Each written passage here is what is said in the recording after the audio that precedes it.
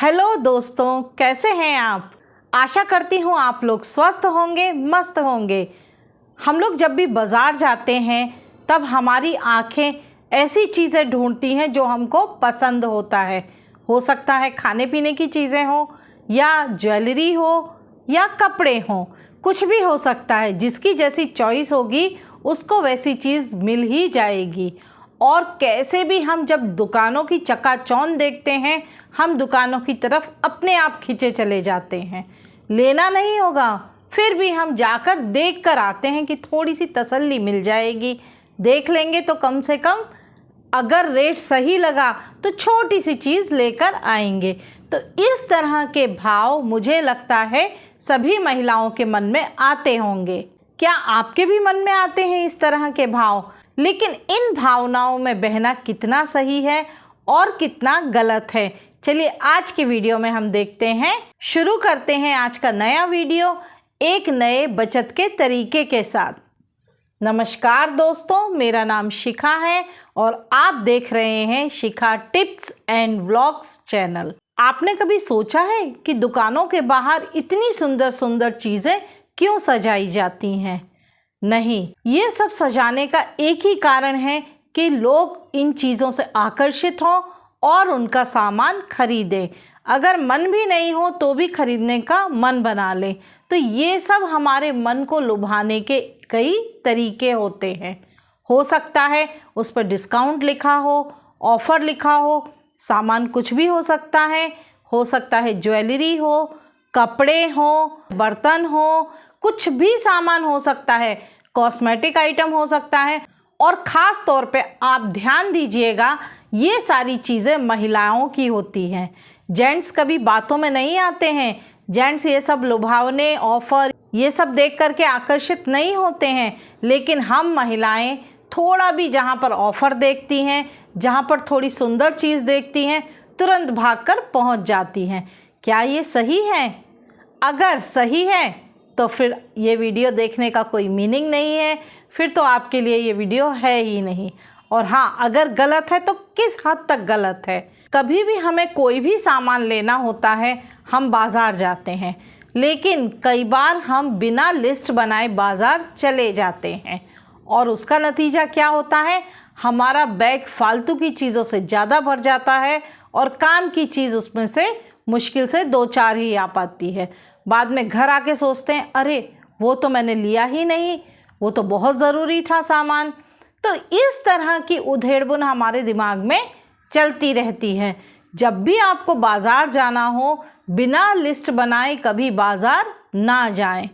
आपको लगता है कि हाँ हमें याद रहेगा, जैसा भी हो, आपको जो भी सुविधा लगती हो सकता है आपको व्हाट्सएप पर लिस्ट बनाने से ईजी हो या फ़ोन में किसी नोट्स के ऊपर आप बना लीजिए, जैसा ईजी लगे। लेकिन बिना लिस्ट के सामान लेने ना जाएं, चाहे वो राशन हो, चाहे आपके कपड़े हो, चाहे ज्वेलरी हो, कुछ भी होने दीजिए। आप लोग देखेंगे कि जेंट्स कभी भी फालतू के सामानों को खरीदने के लिए आगे नहीं बढ़ते हैं। लेकिन हम महिलाओं को सामान नहीं भी लेना होगा तो ज़्यादा नहीं तो देखकर ही तसल्ली कर लेंगे, सोच करके दुकान पर चले जाते हैं। नतीजा क्या होता है? जो चीज़ लेनी नहीं थी वो भी लेकर आ गए। आपको अभी थोड़े दिन पहले का ही एक वाकया बताती हूँ। मेरी कमज़ोरी है बर्तन। अब जब मैं शॉप पर गई, मुझे बर्तन लेना नहीं था, कुछ पुराने बर्तन थे, मुझे वो बर्तन देने थे। अब पुराने जो टूटे फूटे बर्तन हो जाते हैं उनको घर में हम उपयोग नहीं करते हैं, वो उपयोग करना ठीक भी नहीं है। उन बर्तनों को लेकर के मैं दुकान पर गई कि थोड़ा एक्सचेंज करवाएंगे, क्योंकि पैसे तो वो लोग देंगे नहीं। बर्तन में हमारी जितना अमाउंट होगा उतने का हम सामान लेकर के आ जाएंगे, चाहे वो छोटे से छोटा आइटम क्यों ना हो। ये मैं पर्सनल एक्सपीरियंस बता रही हूँ आपको। भाई दुकान पर हम गए, हमने सामान दिया, उसने केजी में वेट किया तो 275 रुपीज़ कुछ हुआ। तो मेरे हस्बैंड ने कहा कि ठीक है, देख लो 275 रुपये हुए हैं, उसके हिसाब से कुछ ले लो। मैंने कहा ठीक है। अब जब मैंने देखना शुरू किया तो छोटी मोटी चीज़ों पर नज़र नहीं गई जो कि बहुत ज़्यादा सुंदर दिख रही थी, और एक्सपेंसिव भी थी, महंगी थी, लेकिन फिर भी नज़र हमारी उन्हीं चीज़ों पर पड़ी। हमने फिर शॉपकीपर से भी कहा कि 200-250 में कुछ चीज़ आ रही हो तो दिखाओ। तो उसने ऐसे बर्तन दिखाए जो काम के नहीं थे, मतलब लाइट वेट थे। अब हमको तो कुछ ऐसा अर्जेंट था नहीं सामान कि हाँ भारी चाहिए या बड़ा बर्तन ही चाहिए।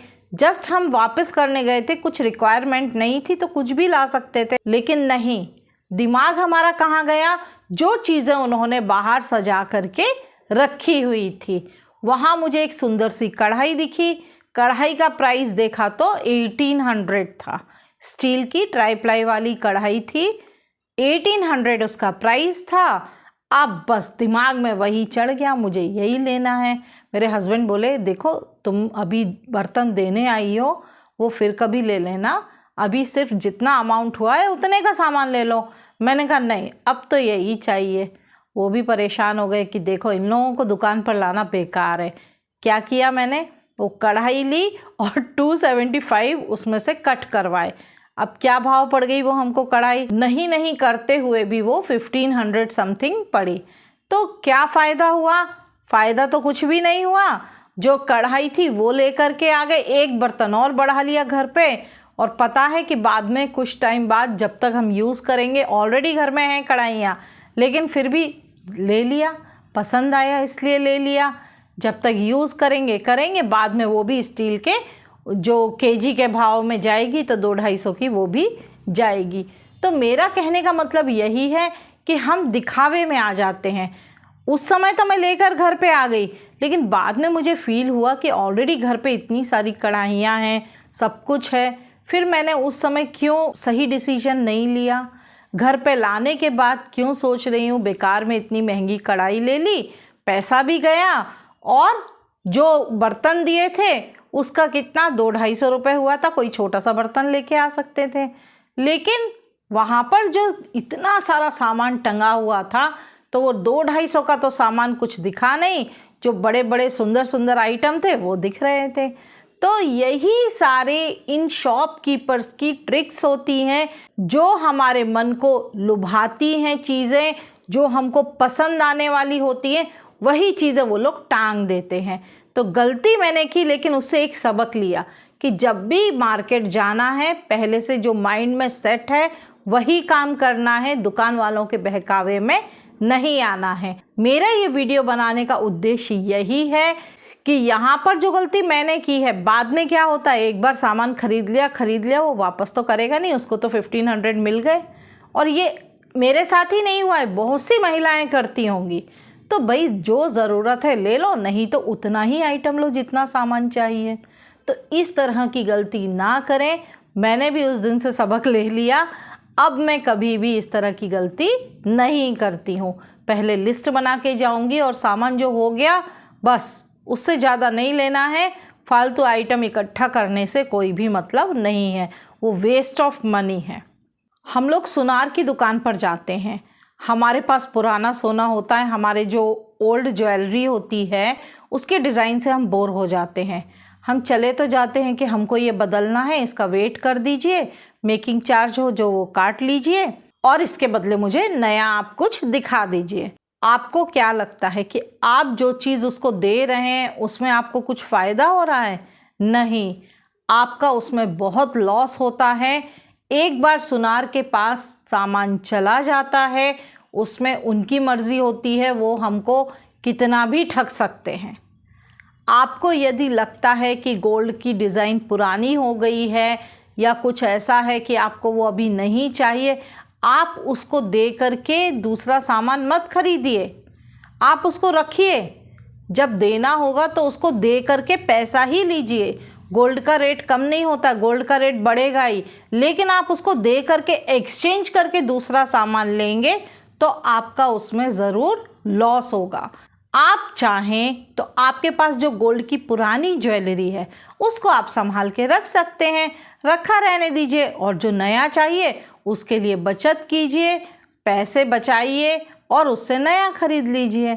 इससे क्या होगा, आपको बहुत फ़र्क पड़ेगा। पहली चीज़, आपको जो गोल्ड का मेकिंग चार्ज है वो कट नहीं होगा फालतू का, वो जब देंगे तब देंगे, लेकिन गोल्ड का तो रेट बढ़ता ही जाएगा ना, कम तो नहीं होगा।